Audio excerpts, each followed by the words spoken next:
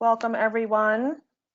Thank you for joining today's MBBA Learns webinar, hosted by the Corporate Law Section on transactional lawyering in the age of COVID-19. My name is Alana St. Aude, and I am the Director, Assistant General Counsel at Capital One in Commercial Banking, and I will be your moderator today.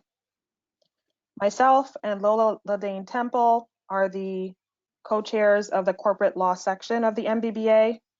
Lola is Deputy General Counsel at Fairportal. We have a fantastic set of law firm partners prepared to impart their knowledge of these timely COVID-19 related issues on today's webinar. And we have a lot of material to cover, so we will get started. I'll first introduce our panelists.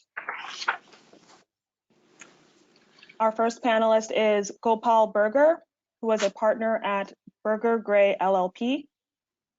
Gopal's principal practice areas are capital markets and finance, with a focus on structured finance and securitization transactions, including collateralized loan obligations, residential mortgage-backed securities, asset-backed securities, asset-based lending, and structured products and derivatives transactions. His finance experience is extensive and also includes banking and institutional investing, public finance, and real estate finance transactions. Gopal represents issuers, arrangers, underwriters, initial purchasers, lenders, borrowers, asset managers, credit and liquidity support providers, and other transaction parties in various capital markets, public and private debt and equity finance transactions. Other areas of practice include real estate and community development, M&A, and general corporate and commercial transactions. He received his JD from New York University School of Law and his BA magna cum laude in political science and philosophy from the State University of New York, College at Fredonia. Our second panelist is GuyLaine Charles. She is the founder and managing partner of Charles Law PLLC, a boutique law firm focusing on the negotiation of various financial agreements, including prime brokerage agreements, futures and options, physical and financial derivatives, and credit agreements.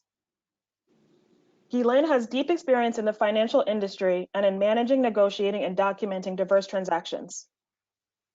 Having begun her career in private practice at Debevoise & Plimpton in New York, and most recently being a partner at a derivatives and commodities law boutique, GuyLaine has both the big law and boutique law firm experience.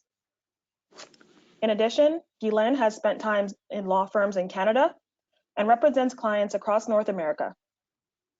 GuyLaine is known for her pragmatic advice and hands-on approach. She is a frequent presenter on derivatives and ethical topics.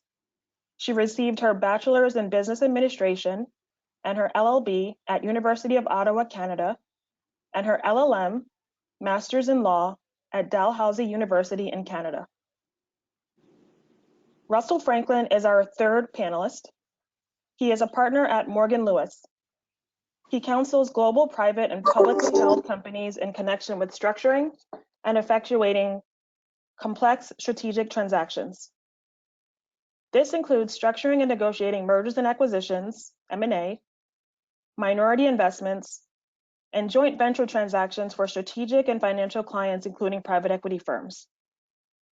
His practice also includes general stock and asset transactions and purchases and sales resulting from bankruptcy and out-of-court restructurings. Russell received his JD from Harvard Law School and his BA in Government and Economics with distinction from Cornell University. Jamila Justine Willis is our fourth panelist. She is a partner at DLA Piper. She focuses her practice in the area of financial and corporate restructuring and has extensive experience in complex restructurings across industries. Jamila represents debtors, distressed investors, sponsors, purchasers of distressed assets, and other interested parties in a wide range of restructuring and insolvency matters, including cases under Chapters 11 and 15 of the U.S. Bankruptcy Code and cross-border insolvency proceedings. In addition, Jamila represents debtors, secured creditors, acquirers and distressed investors in distressed asset sales and acquisitions, including Uniform Commercial Code Article 9 foreclosure sales and Bankruptcy Code Section 363 sales. Jamila also advises firm clients in liquidations, corporate wind downs, bankruptcy litigation, and other bankruptcy-related matters. Jamila received her JD from the University of Virginia School of Law and her BA in Communications and Economics from University of Pennsylvania. And all of our presenters today are partners of color at law firms in New York. So we are very fortunate for them to be here today to share their knowledge.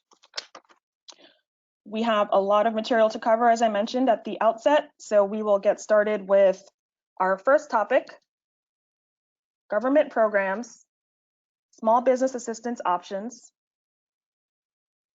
with Gopal Burgher. Gopal, I'll turn it over to you. Thank you, Alana. The subject matter here is quite extensive, but given our time limits, I will just provide a general overview of some government programs that have been enacted in response to the COVID pandemic to provide relief to small businesses. Many of you probably have already heard about the SBA loan programs, and in particular the Paycheck Protection Program, or the PPP loan program, the EIDL loan program, Emergency Economic Impact Disaster Loan Program, and the Express Bridge Loan Program. In addition to those are COVID-related programs that are in addition to the SBA's traditional 7A loans, which are available to any business that meets the SBA small business criteria. And you can get loans that for pretty much any purpose, working capital, equipment, business acquisition, et cetera, et cetera. The EIDL, Economic Impact Disaster Loan Program, was initially funded with $10 billion under the CARES Act, and it was topped up with another $10 billion. However, that program is currently closed. They're not accepting new applications. That one you'd have to apply directly with the SBA. And given the volume of applications that are currently in the pipeline, they did not reopen that program after it initially ran out of funds, although the Congress added an additional $10 billion. Given what was in the pipeline already, they decided not to reopen that program. The EBL is basically a gap filler while it's open to people who have applied for an EIDL. And so while your EIDL is pending, if your business is in jeopardy of shuttering, this is basically a way to get you a quick up to $25,000 while you wait for a determination on your EIDL loan. The PPP program, the Paycheck Protection Program, designed to provide cash flow to enable you to continue payroll primarily. You can get up to 2.5% of your average monthly payroll, and the loan, unlike the others, is 100% forgivable so long as you spend it on the right things, including at least 75% on payroll, and rent or covered mortgages, utilities, and the like within the 8-week period after you receive funding of the loan.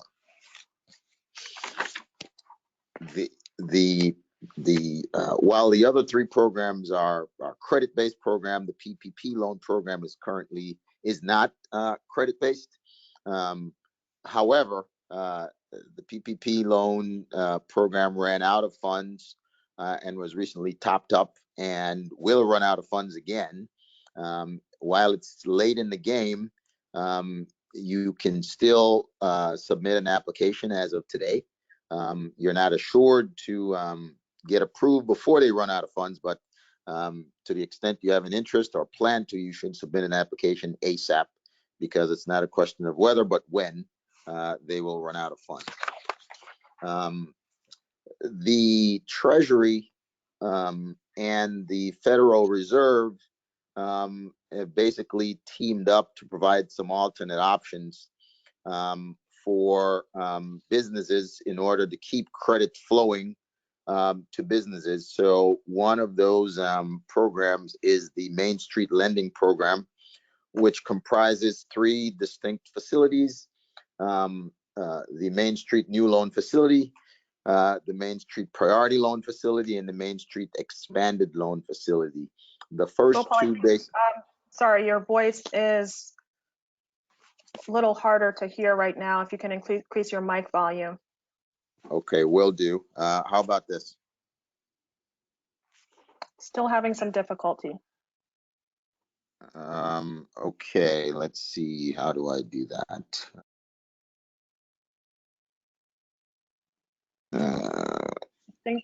Okay, I am okay. Good. Let me know if I fade out again, and I'll try something else. So the 2 of those facilities are for newly originated loans, and one is for increasing availability or the size of existing loans. You basically apply. These are all administered or will be administered through the Federal Reserve Bank of Boston. The programs are not yet in effect. They are basically putting together the program now, and the expectation is that they'll be available by the end of May. But under the first 2, the minimum borrowing amount is $500,000. And to be eligible, you have to have either 10,000 or less employees, or have had revenues of $2.5 billion or less in 2019. The Main Street Priority Program allows you to have less than 15,000 employees, or 5 billion in revenues for 2019. Maximum loan amount for the new loan facilities is the lesser of 25 million, and an all-in an amount that, when added to your other existing debt, will not exceed, in the case of the Main Street New Loan Facility, 4 times EBITDA for 2019. In the case of the Priority Loan Facility, 6 times EBITDA. And in the case of the expanded loan facility, it's the lesser of 200 million, and 35% of your existing available debt, including undrawn amounts under revolving or delayed draw facilities, or an amount when added to your existing outstanding debt does not exceed 6 times adjusted EBITDA for 2019. These are loans that you would get through your existing lenders that are participating in the program. Eligible lenders basically would include any federally insured depository institutions, and the loans all have a 4-year maturity. They may be secured or unsecured, so collateral may or may not be required. Maximum interest rates would be LIBOR, 1 or 3-month LIBOR plus 300 basis points. The loans would amortize, would have a deferral of 1 year, and would amortize, in the case of the new loan facilities, basically 15% at the end of each of the first 2 years, and a balloon payment at the end of the 4th. While the the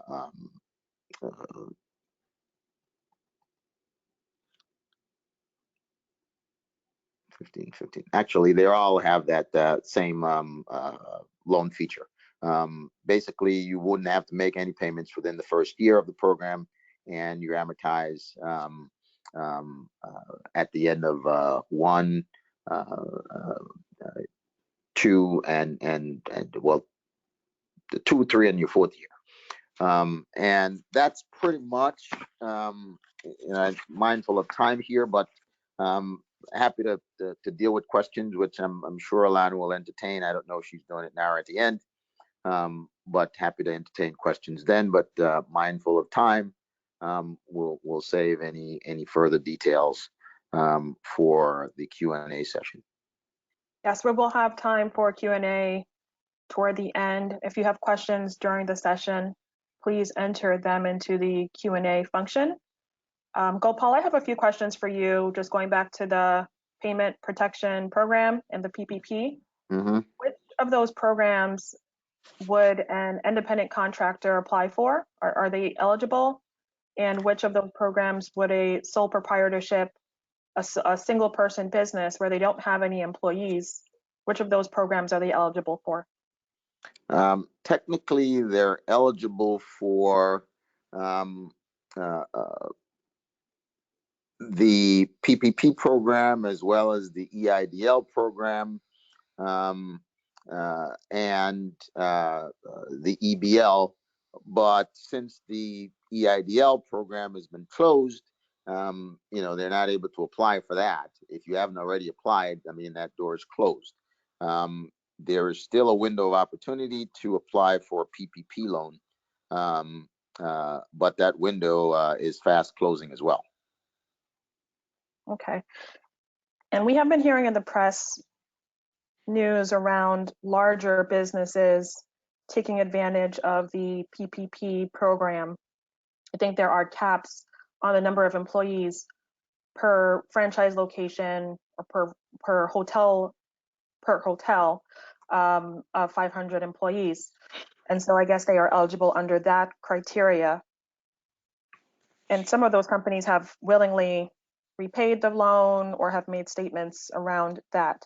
I guess, what could you tell us around some of that press, including the lawsuits that are starting to be filed by businesses, especially minority and women-owned businesses, around not being able to receive funding under these programs? So the Paycheck Protection Program and the EIDL programs generally restrict eligibility to businesses with 500 or less employees. However, there are exceptions to that, which included businesses that maybe franchises or have multiple locations with less than 500 employees at each location. There are also businesses that were allowed to qualify based on alternate industry size standards to the extent they exceed 500 employees. And there were businesses and lenders that took advantage of that. It was permissible under the guidelines, but a lot of them, have been shamed into returning the money because of negative press around that after the program ran out of funds the initial time around. And a lot of small businesses that were considered to be the primary target of the program did not receive funds, while larger establishments like Shake Shack and some other big businesses, or certainly businesses that you wouldn't consider to be small businesses, received funding under the program. There have been some lawsuits, largely against big banks, that allege a number of things, including collusion and impermissible prioritizing of larger customers to the detriment of smaller customers. There have been concerns and allegations around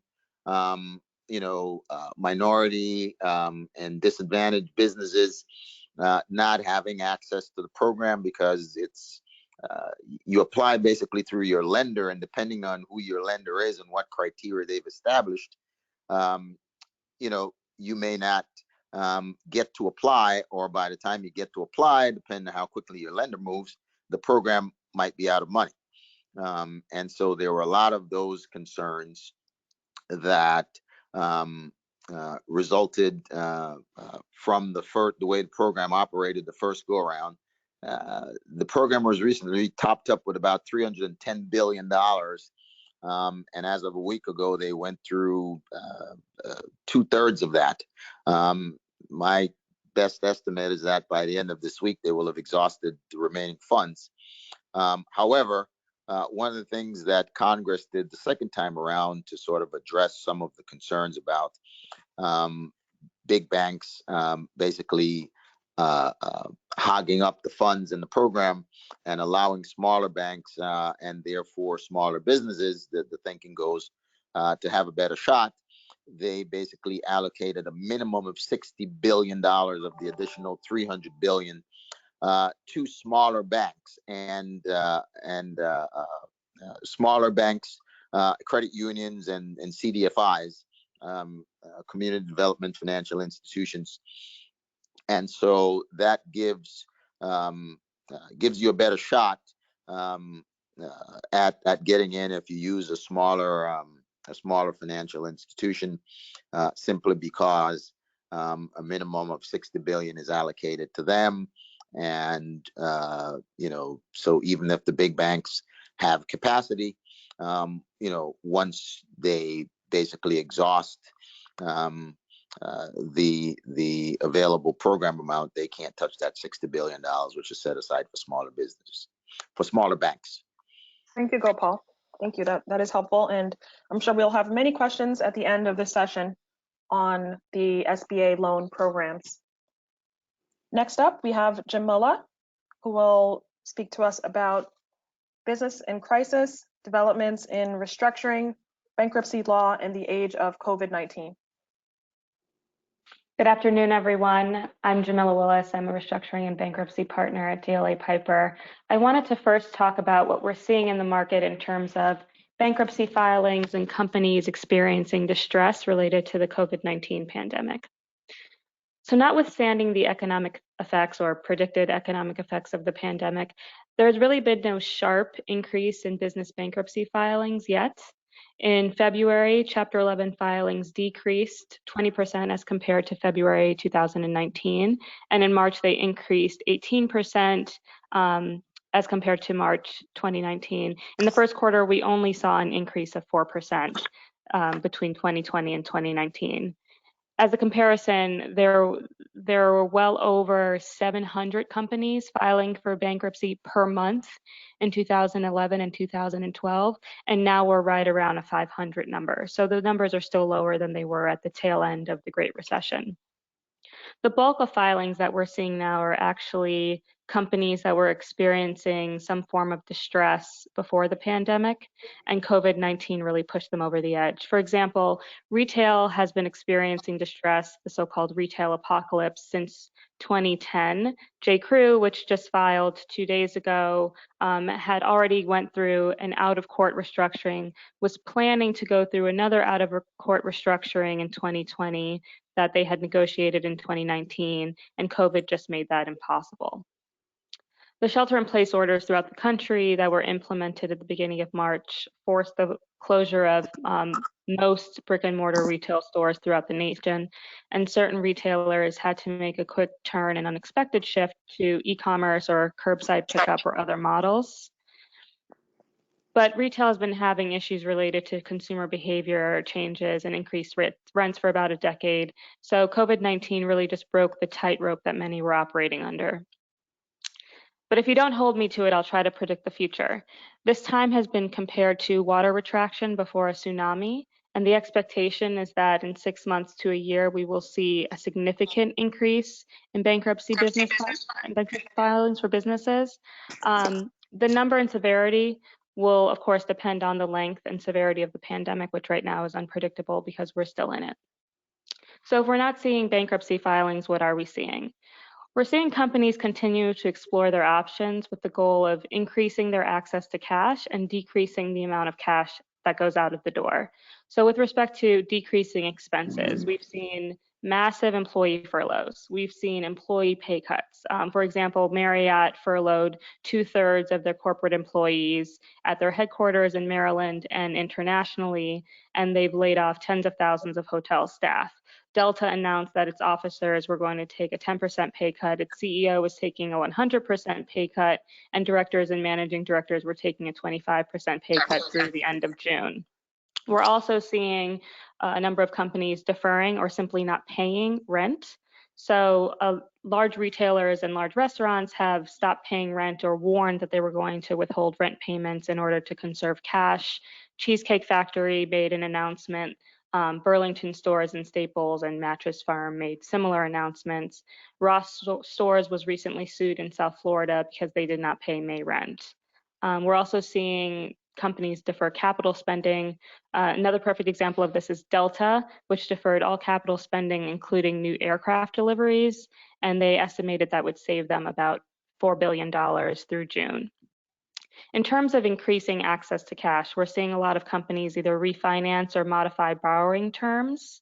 We're seeing many companies drawing down in full on their revolver. American Airlines drew down a total of $2.7 billion under 3 different revolvers, which leaves only about $100 million of additional borrowing capacity.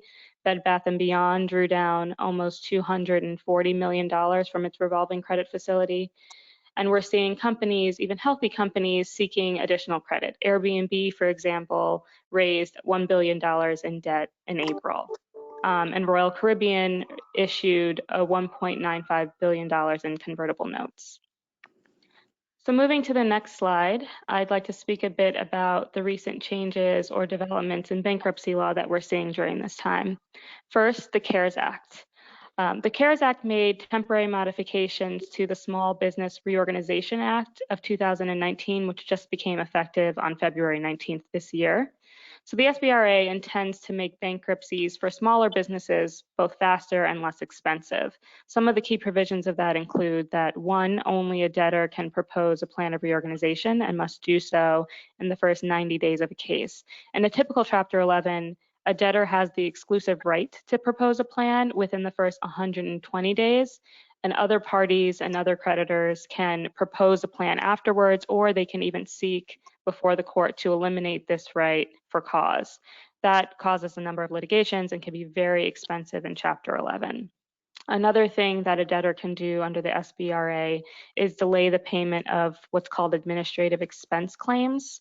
What those are necessary debts incurred after the bankruptcy filing for the administration of the bankruptcy case. So it includes payment of professional fees, paying the U.S. trustee fees, and post-petition rent. Post-petition employee wages, for example, are all administrative expense claims. Typically, a debtor has to pay administrative expenses as they come due and has to pay all of them on the effective date of the plan, or the plan cannot be confirmed. But under the SBRA, there's essentially a mechanism that allows them to have a payment plan of these claims after confirmation.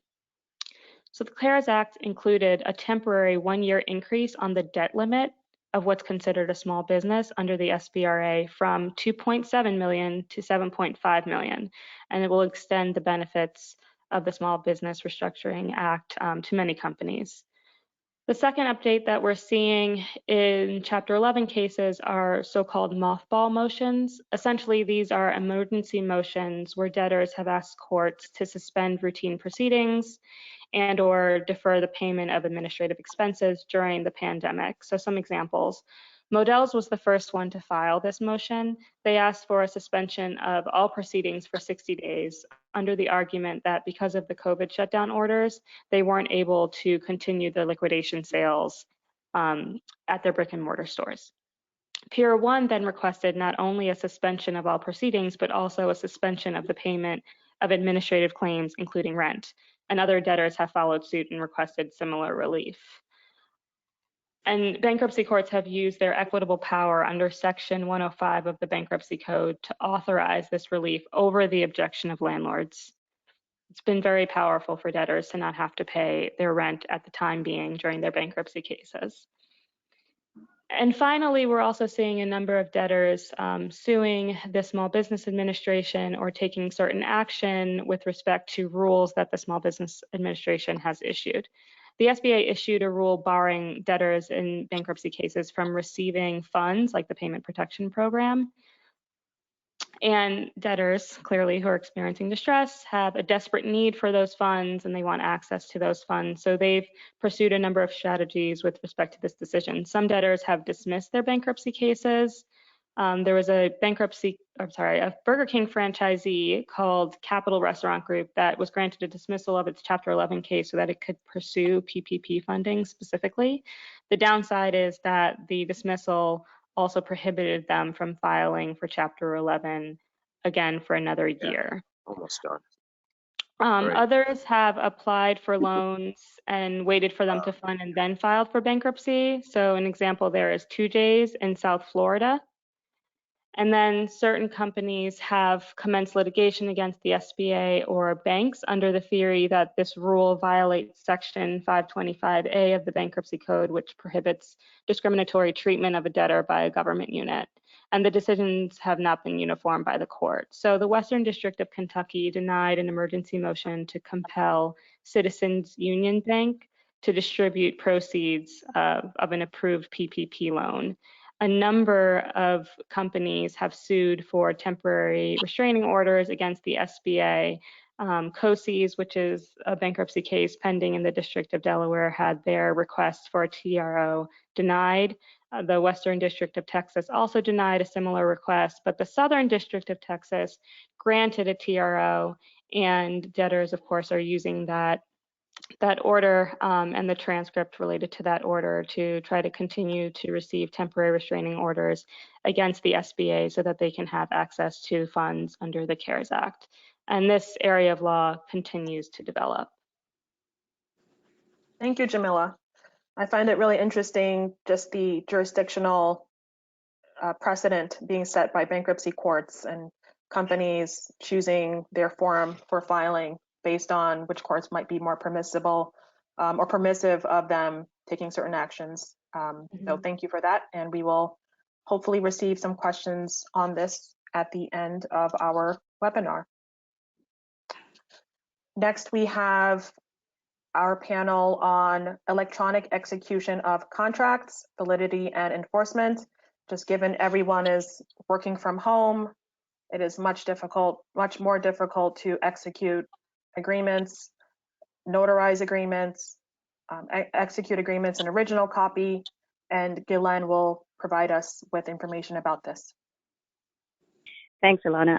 I need to apologize at the outset for the hoarseness in my voice, but I'm fine. Okay, so this is really a very hot topic right now because of obviously the climate, the pandemic that we're in, the fact that everyone is quarantined. A lot of people have to be working from home, and a lot of people don't have the electronic equipment to be able to print a document, sign it, and scan it back, which is what we're typically used to doing. And also some firms have policies that employees can't print documents from home.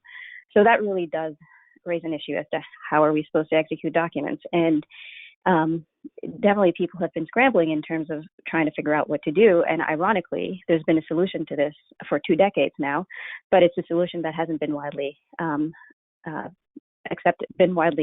accepted by most industries, which is why this is now becoming, an issue. So what I'm going to talk about today, this afternoon, is basically the legislative framework with respect to e-signatures. And then we're going to talk about the concerns that counterparties may have with respect to executing e-signatures. And Then lastly, I'm also going to talk about remote online notarization, because again, with the pandemic and the social distancing, it becomes very difficult to be able to visit a notary in person and have your documents notarized. Okay, so let's talk about the legislative framework. In this context, I'm only going to refer to what legal entities can do and not natural persons. So I want to talk about 3 pieces of legislation that were enacted to address the validity of contracts executed by e-signatures. So the first is the Uniform Electronic Transaction Act. Excuse me. It was completed by the Uniform Law Commission, approved and recommended for enactment in all states in 1999. And it was actually enacted in all states except for Illinois and New York. On the federal level, we have the Electronic Signatures in Global and National Commerce Act, the e-Sign Act, and that was enacted in 2000. And it was enacted for 2 reasons: to facilitate the use of electronic signatures in interstate and foreign commerce. So that was the first reason. And the second reason was to fill in the gaps for states that have not adopted the UETA, the Uniform Electronic Transaction Act, or states that provide alternative procedures for the use of electronic signatures, which are not consistent with e-sign. And that's what's very interesting about e-sign, because it actually preempts state law. So if a state has adopted the UETA, e-sign doesn't preempt the UETA in that state, except to the extent that the state's version of the UETA is inconsistent with e-sign. And if a state has adopted an alternative procedure for electronic signature, like New York, and it's inconsistent with e-sign, then the inconsistent procedures would be preempted by e-sign. So both UETA and e-sign exclude from their scope any contract, that's governed by the UCC that's in effect in any given state, other than the sales of goods, which would be Article 2 of the UCC, and leases, Article 2A. And that was a deliberate choice that was made, because the editorial board of the UCC has been, since the 1980s, looking for ways to include electronic marketplace requirements in their contracts. And the UCC generally recognizes the validity and enforceability of transactions in which electronic signatures are used. It's specifically Article 8 and Article 9. So Article 8 that governs securities and Article 9 that govern secure transactions, they both include provisions for electronic signature. So the third act is the one that was adopted by New York, because New York did not adopt the UETA, which is the Electronic Signatures and Records Act.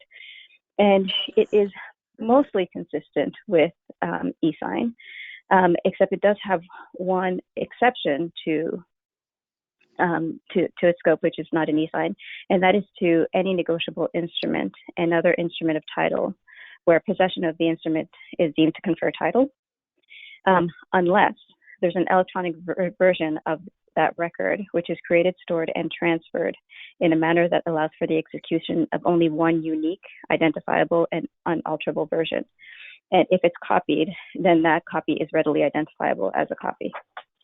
And we know that we've seen in the marketplace the development of systems and procedures through both a combination of technologies and business practices that have created these types of negotiable instruments that are unique, identifiable, and unalterable.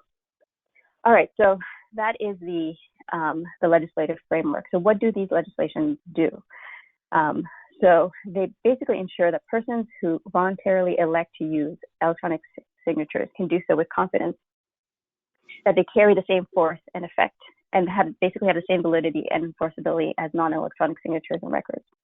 So all of these statutes establish that electronic signatures basically carry the same weight and legal effect as traditional paper documents and handwritten signatures. So there are a couple of things to parse out here. The first is that the validity of the electronic signature is completely dependent on a party's intent. So a party has to want to voluntarily use this method to memorialize their document. If they don't want to, then you have to be ready to drop to paper. Otherwise, your electronic signature, the electronic signature will be invalid, and the electronic record as a result will be invalid. And what is exactly an electronic signature? So it's defined pretty much the same way in all of the statutes, and it's defined as an electronic sound, symbol, or process that's attached to or logically associated with an electronic record and executed or adopted by a person with the intent to sign. So it doesn't necessarily have to be you signing your name, scanning it, and then affixing it to a document. It can be opening up a document and just typing in your name. It can be typing an X. It could be entering a password. It could be a digital signature. It's really very broad in terms of what constitutes an electronic signature. And so long as the signature leads you back to the signatory, then it will be deemed to be a valid signature. And the statutes are technologically neutral, so they don't favor one form of electronic signature over another. So in terms of the concerns with respect to electronic signatures, the first one that has been raised is the authentication risk. So the risk that your counterparty is going to come back and say, this is not my signature. So this may not be much of a risk in a commercial transactions. I mean, you would have to think about what would motivate your counterparty to claim that this is a forgery. But even if it is a risk, there are ways to mitigate the risk, and that is by creating an audit trail, which one does almost automatically by sending things through electronic means, right?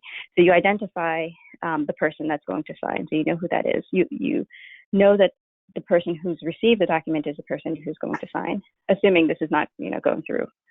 If it's going through an intermediary, then the assumption is the intermediary is doing that due diligence. And then you have a record of what was presented and what was signed. And then you can also put in place comprehensive signer identity authentication. So for instance, I know that there's one program that will send a passcode to the signatory's phone, and then the signatory will then be able to open the document and be able to sign. So there are ways to mitigate the risk that somebody will come back and say that that's not my signature. Repudiation is another concern. Basically, the risk that the counterparty is going to come back and say that's not what I signed.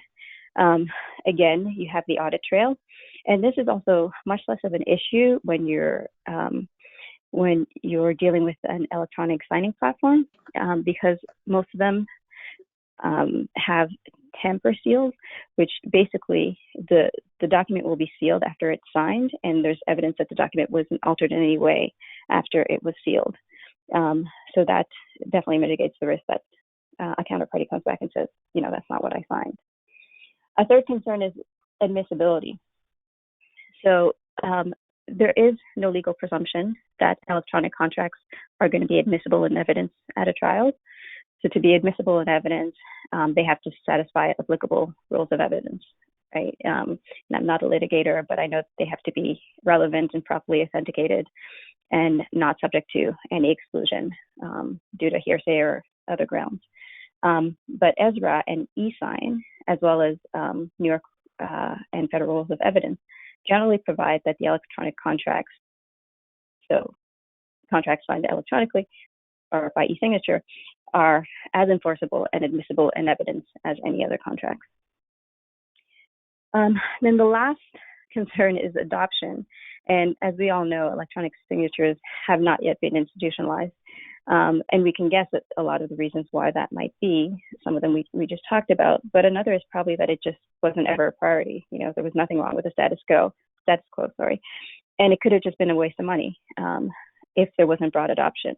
But given where things stand now, and the fact that if you look at the authentication risk, repudiation risk, and admissibility risk, and compare them to the risk of getting wet ink signature, you realize that those risks are not necessarily heightened by having electronic signature.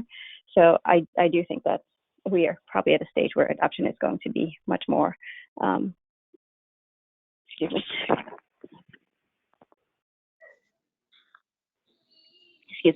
that adoption will be much broader. Okay, so quickly, let's talk about remote notarization. So some documents are required to be notarized, either by statute or just because your counterparty wants them notarized. And because of the social distancing, as I mentioned, it's definitely difficult to get documents notarized right now. Given the circumstances, the most pressing piece of information is probably the executive order, but I'm going to start at the bottom. So the revised Uniform Law of Notarial Acts governs actions by notary publics. And in 2018, it was amended to allow remote online notarization through the use of audiovisual recording and identity proofing technology. And currently 14 states have fully implemented the remote notarization procedures, meaning that notaries are currently authorized to perform remote online notarization in those states. Of course, that's not the case in New York. And so in New York, what we have addressing remote online notarization is Executive Order 2027. And basically, it provides that a notarial, so a notary can notarize a document utilizing audio video technology, provided the following: that the notary gets a valid ID from the person who is requiring the notarization. The video conference has to allow for direct interaction between the parties, so it can't be a pre-recorded video that you send to the notary. The person has to affirm that they're in New York State, and then once that's done, the person can sign, fax, or scan over to the notary. The notary will then notarize and transmit the documents back. And then the notary can repeat the notarization of the originally signed document as of the date of the execution if it receives the original signed document with the electronically notarized copy within 30 days after the date of execution. So the executive order, has been extended. So it was to expire April 18th, and it was extended to tomorrow, May 7th. My expectation is that it will be extended again to when the lockdown is actually lifted. And then because of issues where one state allows a remote online notarization and another one doesn't, there's been a bill that's been introduced in Congress to authorize nationwide remote notarization. It's entitled Securing and Enabling Commerce Using Remote and Electronic Notarization Act of 2020. So it's still in Congress, has not yet passed, but if it does pass, it will, if it does pass and gets enacted, it will allow for remote online notarization to be valid in all 50 states. Thank you, GuyLaine. This is a very timely issue, and I think a lot of businesses will need to move forward with the times and with technology, just given the social distancing orders. So I hope there is more to come on this. Our next topic, last but not least, is on force majeure and material adverse effect provisions. One of the, I think, most pressing issues a lot of us faced when COVID first started and affected businesses in drastic ways. And we will hear from Russell on this topic. Thank you, Alana. Can you hear me? Yes. Okay, perfect. Just wanted to make sure. So I'm going to breeze through this. These are obviously complex ideas, and we're going to cover it at a relatively high level. But if there are any additional questions, I'm more than happy to answer them as applicable. So starting from the very top, force majeure clauses, what are they? They are ultimately a contractual provision which excuses one or both parties' performance obligations when circumstances arise which are beyond the control and make performance of the contractual obligation impractical or impossible. For example, what a provision might say is an event of force majeure means an event beyond the control of a party which prevents a party from complying with any of its obligations under the contract, including but not limited to, and typically there's a enumerated list of items that are included. For example, acts of God, force majeure clauses are also known as acts of God clauses, war, acts of terrorism, epidemics, pandemics, acts of government authorities, strikes and other labor disputes, et cetera, et cetera. So that's just by way of example of what they are. Where do you typically see these clauses? You typically see them in agreements that have ongoing performance obligations. So you generally do not see them in merger agreements or acquisition agreements, because typically there the obligations are done once the transaction closes. So a good example is, think of a supply contract where a supplier is obligated to provide a fixed quantity of product to a customer on a monthly basis. In that situation, this makes sense because there can be circumstances that make it difficult to comply with that obligation, like, for example, perhaps COVID. How do you determine if an event is a force majeure event in the first place? The first thing to note is that the analysis is facts and circumstances based, so the specific words of the provision are extremely important. And generally, force majeure clauses are interpreted narrowly, so the general words are not given an expansive meaning. So you have to think meaningfully about what you want to be included and what you want to be excluded. So sometimes the express language of the provision requires that it be absolutely impossible to comply with the obligation. However, in some instances, the standard isn't as strict. Another thing to think about is does the language cover a delay or just outright failure to perform? It can be drafted either way. It matters what law will apply, as different states have different requirements. So, for example, here in New York, a key issue is whether the clauses list the specific event claimed to be preventing performance.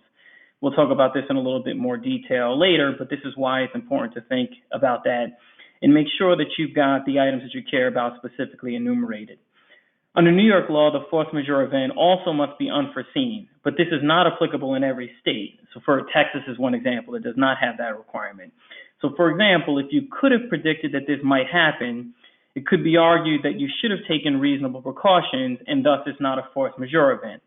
And this is actually relevant when it comes to COVID. Some have made the argument that another pandemic was inevitable. So we had, there's swine flu, there's been bird flu, et cetera, and those making that argument, if that survives on the merits, then COVID itself might not be a force majeure event.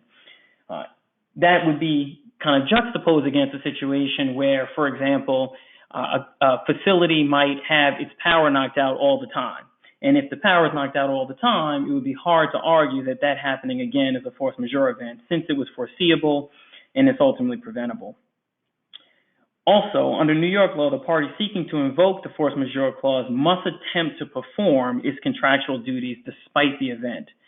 This is also not a requirement that exists in every state, but in practice, what it means is you have to actually try and perform and fail before you can invoke force majeure. You can't just simply say, well, I know it's going to be impossible to perform, so I don't have to make a good faith effort. You have to be able to prove a causal connection. Now, this is an extremely important point, and we'll see why in a second when I go through an example, but there has to be a causal connection between the force majeure event and your failure to perform. In other words, the force majeure event, in this case COVID-19, has to have made it effectively impossible to perform. As a general matter, an event that makes performance more expensive, more onerous, or just more time-consuming won't be enough. So an easy example, and one that's relevant to many of us, is if the principal performance obligation in a contract is to pay rent. COVID is unlikely to be a force majeure event in most instances. COVID may make it harder to make the money necessary to pay the rent, but it in and of itself does not make paying rent impossible. If, on the other hand, your company makes parts for toys, for example, and the state in which you operate has a shelter-in-place order that closes all non-essential businesses, and your performance obligation is to deliver a fixed amount of newly produced parts on a monthly basis, well, in that case, the shelter-in-place order likely would be a force majeure event, as the government has made it impossible for you to perform. So that distinction is key, and we're going to see it come up a bit later as well. But in practice, many people think of force majeure events as things that make performance more difficult, more expensive. But as a legal matter, it's technically more complicated than that. There are also other factors that might color the analysis. So as a technical matter, when it comes to force majeure, there is no durational significance test built into your analysis. But duration could be relevant depending on the facts. So a shelter-in-place order that only lasts for a week is going to be treated differently than a shelter-in-place order that lasts for 6 months if the performance obligation is to deliver a fixed amount of a product on a monthly basis, by way of example. Depending on the wording of the provision, events that could have been reasonably avoided or overcome may be excluded. We've already touched upon this, but in a state where that's not a requirement, like New York is, it can be drafted so that that is made express. And because of the nature of the difficulty in determining if you have a force majeure event, some countries, China in particular, have tried to make that process a bit easier. So in response to COVID, China is actually issuing what are called force majeure certificates, so that parties that are impacted can basically ask the government to issue a certificate that effectively says that in their case they do have a force majeure event, which makes this determination much easier. As far as I know, we have not done that here in the United States, but it's certainly not something that's beyond the realm of possibility. If there's a force majeure event, what happens? It really all depends on what the provision says. So the first thing I want to note is that it does not always result in a termination of the agreement. It could, but it doesn't have to. It might be that performance is just paused until the force majeure event ultimately goes away. It might also be that the party that would otherwise be compliant has the ability to terminate, but not the party that is claiming that its non-performance is due to force majeure. So for example, when I'm representing the recipient of a service, I always try to negotiate for the right to terminate if a force majeure event extends for too long. It obviously may be the case that the provider of that service couldn't do anything in order to provide that service, but the recipient needs to be able to conduct business as a going concern and has to have a way out. So, but that's all a part of a contractual bilateral negotiation. So really what happens is a function of what the contract says. So finally, is COVID-19 a force majeure event kind of on its face? And I think the first question is does the clause include epidemics and or pandemics? And the first thing is maybe not relevant to most of us day to day, but they aren't the same thing. An epidemic is an outbreak or disease that infects communities in one or more areas. A pandemic is an epidemic which spreads across the globe. It just so happens that COVID-19 is both, but in many instances you have outbreaks that would be epidemics, but they wouldn't be pandemics. So the language that you choose is an example where it's relevant. In this case, and as is the case in other instances, a lack of an express reference may not be dispositive as COVID could fit in elsewhere. So for example, you could argue that COVID in and of itself is an act of God that no one could foresee. Certainly your shelter-in-place orders would be an act of a governmental entity, which typically are covered as well in force majeure clauses. Another question that's going to be relevant when we think about COVID-19 is COVID itself the cause of the hardship, or is the response to COVID the cause of the hardship? So we'll talk about causation in a second, but this is relevant as we think about the language of the. So is COVID itself why you can't perform, or is it a governmental response to that? For example, a shelter-in-place order. Finally, is there a causal link between COVID and the inability to perform? Again, you know, it has to, a force majeure event, there has to be a causal connection between your ability to perform and why that event is impossible. Finally, and then I'll run through MAC quickly because I think force majeure is a bit more relevant here. But in certain instances, the government eliminates the problem for you. So in an enforcement notice published on April 3rd, the U.S. Department of Transportation expressly said that U.S. airlines cannot lean on force majeure clauses to delay or reduce the refund of passengers whose flights were canceled or significantly delayed as a result of the pandemic. In this case, the government expressly said force majeure does not apply. And there are actually other examples throughout the world because of the nature of this particular event. So I'll run through, because I know that we're running low on time, I'll run through MAC clauses here relatively quickly because I think it's going to be a bit less relevant. What are MAC clauses, or material adverse effect clauses? It's a contractual provision that oftentimes appears in a merger agreement or an acquisition agreement, and sometimes financing agreements, that if triggered would allow a party to terminate the agreement. What do they typically say? There's typically three parts. The first part is the standard that would say something like any event, development, or condition occurring that has had or would be reasonably expected to have a material adverse effect on the business, financial conditions, or results, or operations of the company and its subsidiaries. The second part excludes specific events. So for example, acts of God, terrorism, general economic downturns.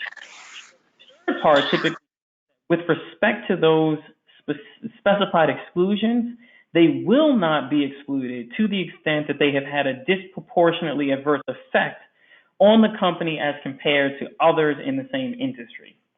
That last piece is going to be important and is going to relate directly to COVID in our analysis as to if we have an MAE. How do you determine if you have a MAC? As we discussed with respect to force majeure, the analysis is facts and circumstances based. So the words of the provisions are going to matter. Generally, narrow Well, by way of example, there was only one case in which a Delaware state court found that a MAC occurred and permitted termination of a merger agreement. So it is a very, very high standard. In case of a standard MAC provision that excludes the effects of industry-wide conditions, there's going to be a three-part test. The change must be material, the change must have had durational significance, and the change must be based on company-specific factors. So what does material mean? It means a severe change and not a blip, a change that would be material when viewed from the perspective of a reasonable long-term investor. So by way of example, in the only case where a MAC was found, that's called Acorn. In that case, in the year after the signing of that deal, EBITDA had declined 86%. Okay, that's a massive change over a substantial period of time. Just by way of example, there are other cases in Delaware where courts questioned if declines in earnings of 50% over 2 consecutive quarters or a 64% drop in quarterly earnings constituted a MAC. So it wasn't clear in those cases. So we're talking about really, really significant changes here. What is durational significance? A durational significant change has an effect over a commercially reasonable period, usually measured in months, measured not in months, but years. So by example, in Acorn, the downturn had already gone on for a year and showed no signs of abating at all. And to make matters worse, in that case, there was persuasive regulatory noncompliance that would have taken several years to fix. So we're not talking about a blip where you've got a month change. We're talking about something much more significant. Finally, what does it mean for a change to be company specific?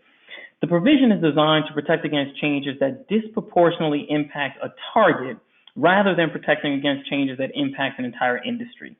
An industry-wide downturn, a recession, or a pandemic that strains the economy as a whole typically would not count unless such event disproportionately impacted the target in a way that's unique to the target.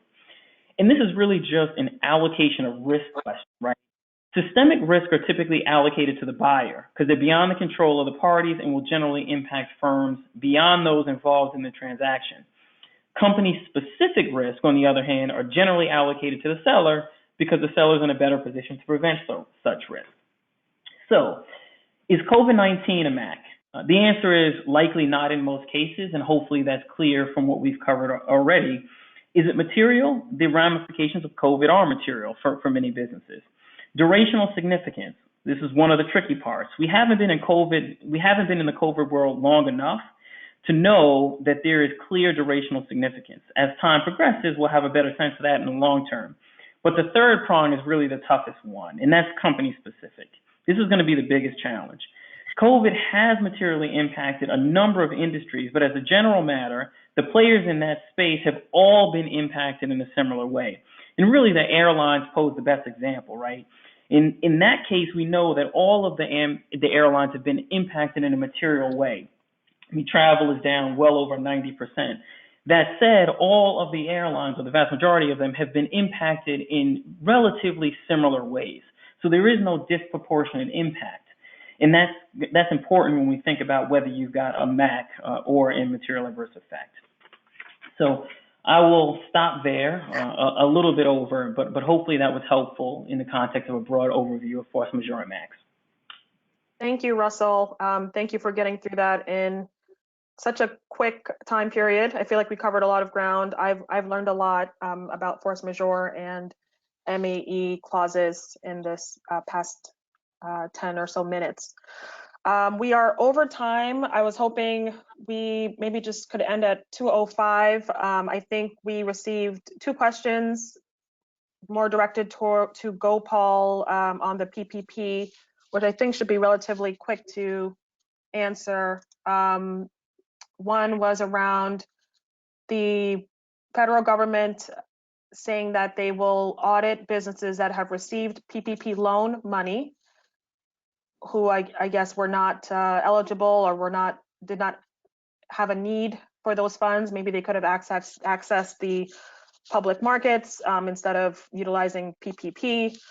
So that's one question. And then the second is around how does one apply for the Main Street loan program? I'll tackle those both really quickly. The SBA, in light of all accusations and suspicions of fraudulent activities, have basically come out and said, in consultation with the Treasury, that they will audit all PPP loans of $2 million or more. And they reserve the right to audit others as appropriate. But if you've got a loan for $2 million or more, based on the pronouncements, you're sure to be audited. If your loan is less than that, you may be audited depending on facts and circumstances. As you know, in order to get a PPP loan, you have to have made certain representations about your eligibility. And that audit is really just to comply or to ascertain whether or not you comply. It's not practical to expect that the SBA will audit all loans. I think they've selected bigger loans because of size is obviously a useful indicator, and so that's what they've decided. All of this will take place at the time where loan forgiveness is requested. The second question about how do you apply for the Main Street Lending Program or any particular facility under that, you would apply through a participating lender. The program is not yet up and running. The expectation is that it will be by the end of May, but as of today, the Federal Reserve is still designing and implementing that program. So it's not up and running yet, but when it is, you will basically apply through your financial institution that's participating. And generally, any insured depository institution will be an eligible lender, and you would apply that way. Thank you, Gopal. Thank you to all of our panelists, Gopal, GuyLaine, Jamila, Russell. Thank you for your insights. I'm sure that they are all willing, including myself, to be available afterward. Just reach out to us. You can look up our information online if you have questions. That marks the end of today's webinar. We hope that you have found this to be informative. Thank you for joining us, and thank you to the MBBA for hosting us. Please have a nice day, and please stay safe. Thank you, everyone. Thanks, Alana. Thanks, everybody. Thank you.